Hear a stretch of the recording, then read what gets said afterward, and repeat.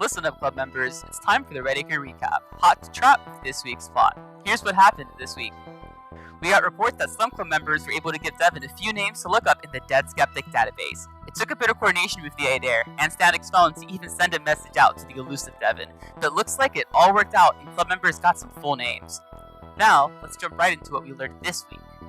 Thanks to our skeptic friends, we now have not just one, but two names of people who lived and died here in Redacre. First one up was a lawyer by the name of Everest Beale. When he was alive, he helped Redacre become officially ratified as a town through some legal magic. Sounds like a pretty important dude. Next name we got is Livia Predici. Strange thing about her, she was allowed to come and go from Redacre freely. Might have been helping pull the strings in the background, or maybe she was smuggling contraband. We don't really know.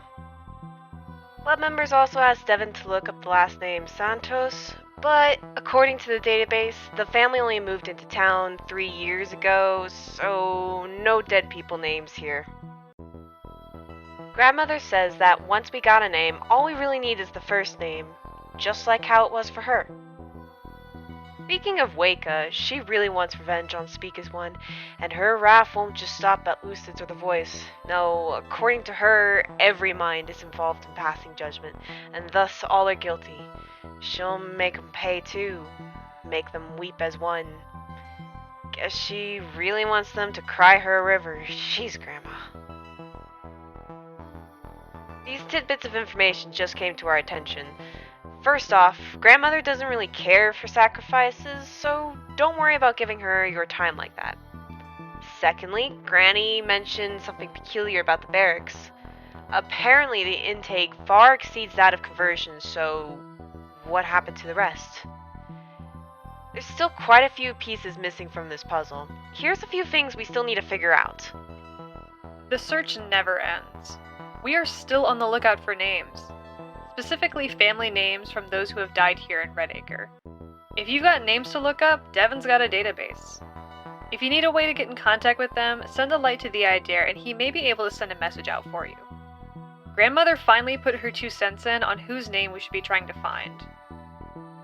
She suggests that we should be finding the name of a historian or just some general nerd. It's not a bad idea. Is Seat the Grudge ghosting Granny, or is she just a little too preoccupied with running the pact? Who knows, maybe she's busy rejecting Laugh Last love letters.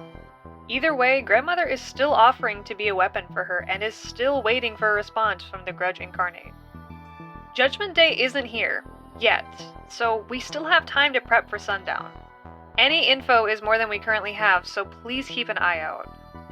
And hey, if you hear anything about bells, don't be afraid to give the club a ring. It never gets old. Okay, club members, that's what you need to know for this week's Redacre Recap. Stay safe, stay smart, and stay awake. Over and out.